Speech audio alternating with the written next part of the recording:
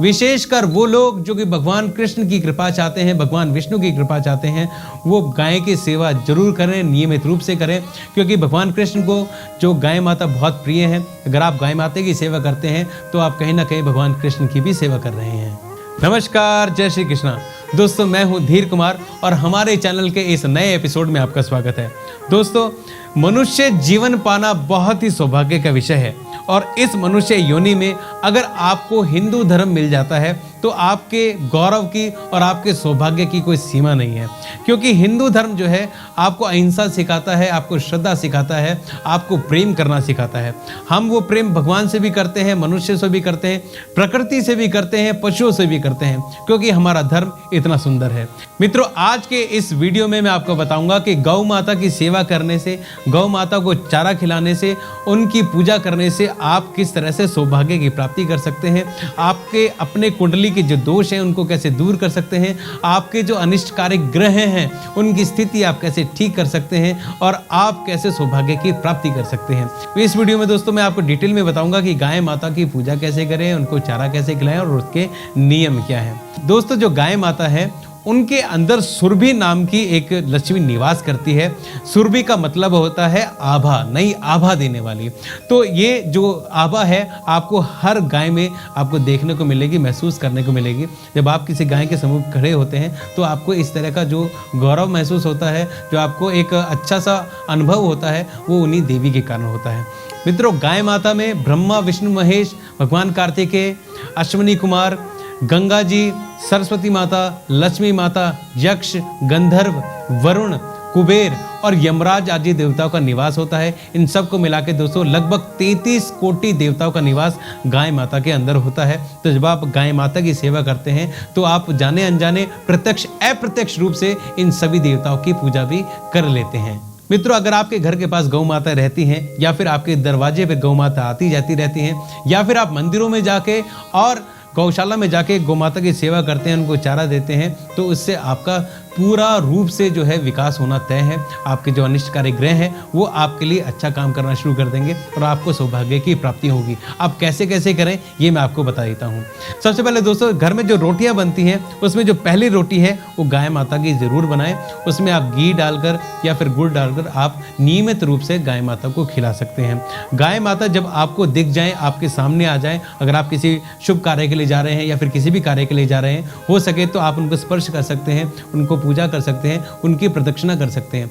स्पर्श करने से आपकी जो त्वचा संबंधी रोग है वो भी दूर हो जाते हैं और आपको एक सुख की अनुभूति भी होती है। अगर आप गाय को रोटी खिलाएं, चारा खिलाएं या फिर कुछ और चीज खिलाएं, तो अगर गाय बैठी हुई है तो उससे आपको जो फायदा है वो ज्यादा मिलेगा। तो बैठी हुई गाय को आप भोजन करा सकते हैं, रोटी आदि दे सकते हैं। दोस्तों, गाय को चारा खिलाने से नवग्रहों की शांति होती है, यज्ञ करने से जो पुण्य प्राप्त होता है या फिर सारे तीर्थों में नहाने से जो पुण्य प्राप्त होता है, गाय माता को नियमित रूप से चारा डालने से वो पुण्य आपको मिल जाता है। जो लोग रियल एस्टेट से जुड़े हुए हैं, अगर वो गाय को चारा खिलाते हैं तो उनको उनके काम में बरकत मिलती है। अगर आप अपने जीवन के लगातार होने वाले कष्टों से मुक्ति पाना चाहते हैं तो आप गौ माता को बुधवार के दिन और शनिवार के दिन हरा चारा खिला सकते हैं। दोस्तों, अगर गौ माता नियमित रूप से आपके घर के बाहर आती हैं, रंभाती हैं, तो इससे ये तय है कि आपका भाग्य उदय होने वाला है। ऐसे में आपकी जिम्मेदारी है कि गौ माता को रोटी जरूर खिलाएं और आप गौ माता को कभी भी बासी रोटी ना खिलाएं, ये अच्छी चीज़ नहीं है। आप उनको ताज़ी रोटी ही खिलाएं। जैसे कि मैंने आपको बताया कि पहली रोटी ही बनानी है गौ माता की, वो आप उनको खिला सकते हैं। अगर आप गुड़ डालकर रोटी देते गौ माता को तो ऐसे में आपके बिगड़े हुए काम बनना शुरू हो जाते हैं। घर में अशांति रहती है, कलेश रहता है और आपको लगता है घर में बीमारियां हैं।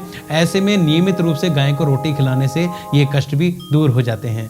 ऐसा कोई व्यक्ति जो कि नकारात्मकता से घिरा रहता है या फिर मानसिक रूप से परेशान है, ऐसे व्यक्ति अगर गाय माता की सेवा करते हैं, गौ माता की सेवा करते हैं, तो उनको विशेष लाभ प्राप्त होता है।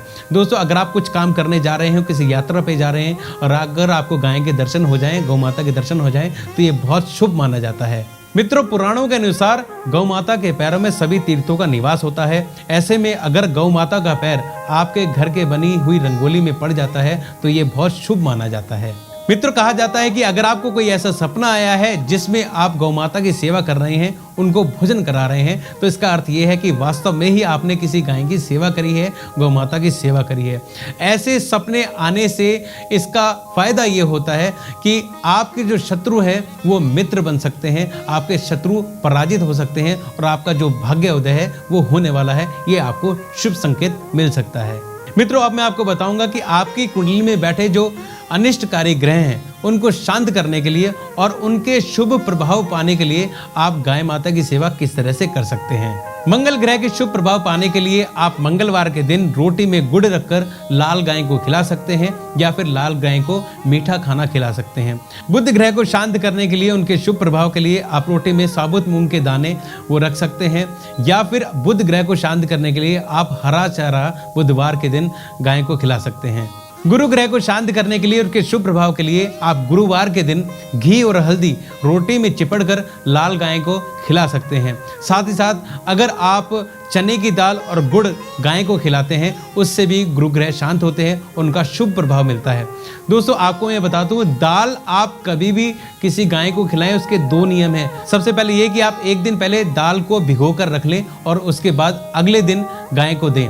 ऐसे में आपको जो दाल है उसको ज़मीन पर फेंकना नहीं है या फिर किसी पन्नी में डालकर नहीं देना है। आप किसी पात्र में भी डाल के रख सकते हैं या फिर आप अगर आप कागज़ पे भी रखना चाहें, अखबार पे रखना चाहें, ऐसे में आप गाय को खिला सकते हैं। इससे जो है गाय को जो भोजन है वो आसानी तक पहुंच जाता है। शुक्रवार को गौ माता को दही चावल खिलाने से आपको 2 फायदे होते हैं। नंबर 1, इसमें शुक्र ग्रह की अनुकूलता आपके अनुसार हो जाती है। दूसरा, ये लक्ष्मी कारक भी है, इससे आपके घर में लक्ष्मी का आगमन होता है। आप दही चावल की जगह केवल चावल भी गौ माता को खिला सकते हैं। शनि राहु केतु के शुभ प्रभाव को पाने के लिए आप रोटी में सरसों का तेल लगाकर और साथ ही साथ उसमें कुछ काले तिल के दाने डालकर काली गाय को या फिर चितकबरी गाय को खिला सकते हैं। इससे आपको इन तीनों ग्रह के शुभ प्रभाव मिलेंगे। ऐसे में आप उड़द की जो नमकीन खिचड़ी है वो भी गाय को खिला सकते हैं। ऐसे में भी आपको इन तीनों ग्रहों के जो शुभ प्रभाव है वो देखने को मिलेंगे। दोस्तों, गाय की सेवा करने के अनंत फायदे हैं। जब भी आपको कोई गाय दिखाई दे, आप उनको नमस्कार करें, उनकी प्रदक्षिणा करें, उनको स्पर्श करें, ताकि आपको जो है वो देवी जो अनुभव है वो प्राप्त हो सके।